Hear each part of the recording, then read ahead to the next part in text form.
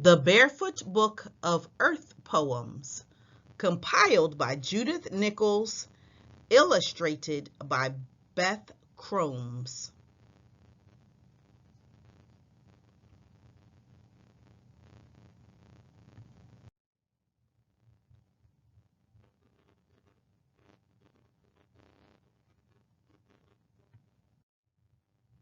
Introduction. What could be more beautiful than a blazing sunrise, a star-filled sky, or a thick, leafy forest that stretches as far as the eye can see? How can we, as human beings, begin to represent these images of nature in a way that captures their magic and mystery?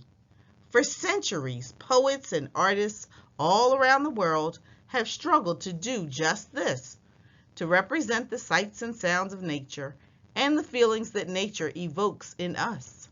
What strikes me about these poems is that each of the poets, in their very different ways, has somehow succeeded in capturing some of those qualities on the page. Though nature can be a destructive force at times, each poem here celebrates it in some way. Mary Kawena Pukui's poem reminds us that some aspects of nature, flowers, birds, trees, fish, are found the world over, providing a shared experience and vocabulary across many cultures. Her use of repetition helps transmit some of the joy she felt when surrounded by the beauty of her native Hawaii. Her poem almost begs to be shouted from a mountaintop. Canadian poet A.M. Klein's quietly contrasting poem, Orders, is no less celebratory about the sense of peace nature can inspire. Let me sit silent. Let me wonder. Japanese poets, like their artists, often capture whole worlds in the simplest of brushstrokes. Issa paints a picture of wind and mountain in a 5-word haiku, and Busan's wonderful 8-word eulogy radiates with the awe that the moon can inspire. John Updike also reveals the many identities of his winter ocean with arresting precision. Many-maned scud thumper, sky mocker, and wind slave suggest perfectly the complex mystery of the ocean. Equally remarkable is the simple but broad-sweeping image at the end of Leonard Clark's poem, The Corn Growing. In just 3 words, he manages to incorporate all the spirit-raising mystery of growth and rebirth in the natural world. Many of the poems not only encourage the celebration of nature, but also ask us to respect and conserve the natural wilderness we have. David McCord suggests that we look, listen, and let be, rather than continually try to impose on it our own human presence.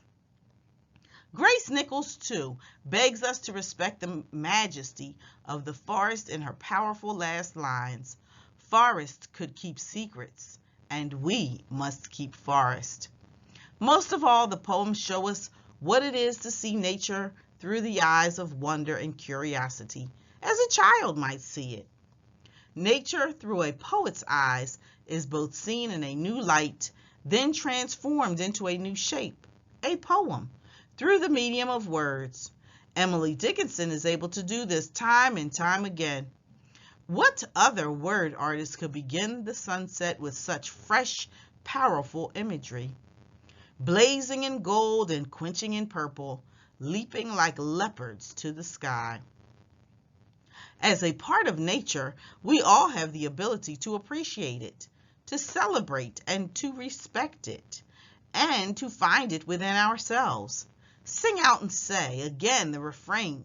Behold this lovely world, pleads Mary Kawena Pukui. I hope that through these poems you will enjoy sharing and celebrating our beautiful world with the children in your care, and that they will indeed be open to the sun,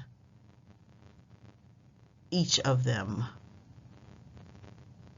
Judith Nicholls.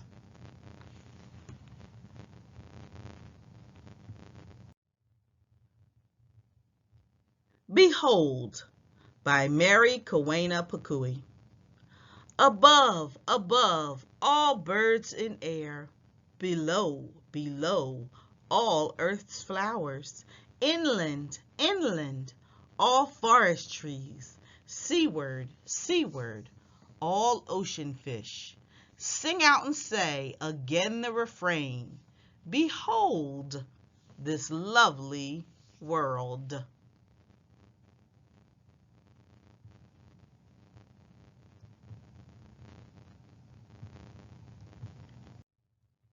Look, by Grace Nicholls.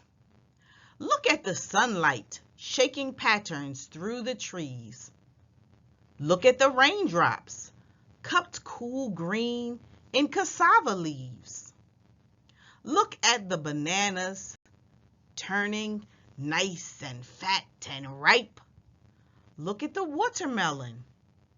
How about a sweet, mouth-watering red slice?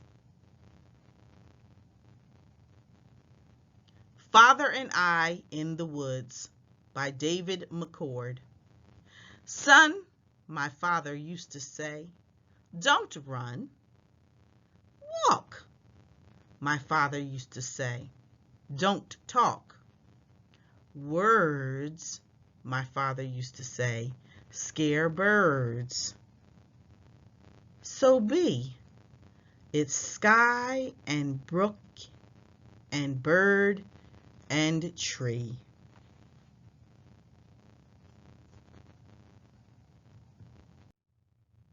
The Shy Speechless Sound by Ossip Mandelstam, translated by Clarence Brown. The shy, speechless sound of a fruit falling from its tree, and around it the silent music of the forest unbroken. Lark by Jean Kenward. He goes up like a yo-yo, dipping and rising in the tremendous distance of the sky. You hear his song first, tumbling and ecstatic. Bravely he manages to sing and fly. At the same moment, pockets of breath sustain him. A tiny weight on an invisible string that climbs till it is out of sight, and only music remains, as if the air could sing. For Forest by Grace Nicholls. Forest could keep secrets. Forest could keep secrets.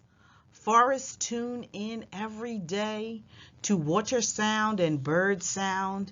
Forest letting her hair down to the teeming creeping of her forest ground. But forest don't broadcast her business. No forest cover her business down. From sky and fast-eye sun, and when night come and darkness wrap her like a gown, Forest is a bad dream woman. Forest dreaming about mountain, and when earth was young, Forest dreaming of the caress of gold, Forest rootsing with mysterious Eldorado. And when howler monkey wake her up with howl, Forest just stretch and stir to a new day of sound. But coming back to secrets, Forest could keep secrets. Forest could keep secrets. And we must keep Forest. Everything's Wet by Jean Kenward. Everything's wet in the woods today, hung with a silver chain. All night long came the slushing sound of calling, falling rain. I heard it as I went to sleep. I heard it when I fell into a dreamful nothingness, and when I woke as well. Horse of the Sea by Snorri Sturluson, translated by S. Lang. I'll mount my ocean steed, and over the hills I'll speed. Forests and hills are not for me. I love the moving sea. Winter Ocean by John Updike. Many-maned scud thumper, tub of male whales, maker of worn wood, shrub ruster, sky mocker, rave, portly pusher of waves, wind slave. From Stray Birds by Rabindranath Tagore. What language is thine, O sea? The language of eternal questions. What language is thy answer, O sky? The language of eternal silence.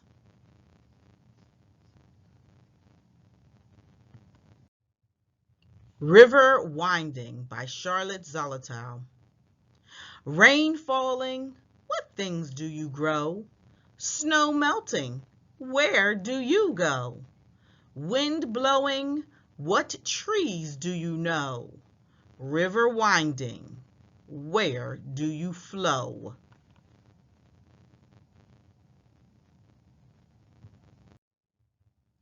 Haiku by J.W. Hackett. Rain drums on the pane and runs down, wavering the world into a dream. Autumn Wind, Mountain Shadow, Wavers by Isa, translated by Lucien Strike and Tashaki Ikimoto. Is it a shower of rain? I thought as I listened from my bed just awake, but it was falling leaves which could not stand the wind. By Priest Sago, translated by Jeffrey Brownis and Anthony Thwaite. Such a moon, the thief pauses to sing. Busan, translated by Lucien Strike and Tashiki Ikimoto. Look at the cloud cat lapping there on high, with lightning tongue the moon milk from the sky. By Kalidasa. Weeping Willow in My Garden by Ian Serralier. My willow's like a frozen hill of green waves when the wind is still. But when it blows, the waves unfreeze and make a waterfall of leaves. Winter, Czech, translated by Andrew Fusek Peters. In the night came a white horse to visit. His hooves made no sound as he covered the ground, and snow filled the land with its spirit.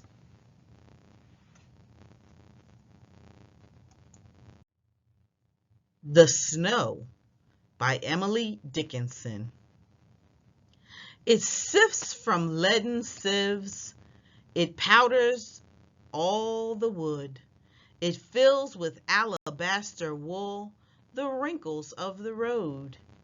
It makes an even face of mountain and of plain, unbroken forehead from the east unto the east again. It reaches to the fence, it wraps it rail by rail, till it is lost in fleeces, it deals celestial veil. To stump and stack and stem, a summer's empty room, acres of joints where harvests were, recordless but for them. It ruffles wrists of posts as ankles of a queen, then stills its artisans like ghosts, denying they have been.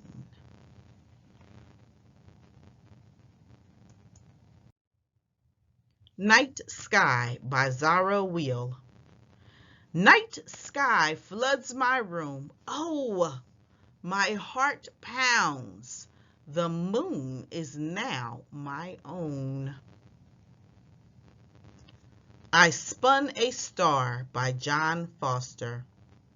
I spun a star which gleamed and glittered in the night. I spun a star, stood watching spellbound from afar, until it disappeared from sight, a shimmering speck of silver light. I spun a star.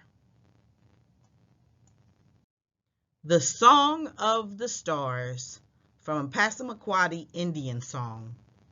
We are the stars which sing. We sing with our light. We are the birds of fire. We fly across the heaven.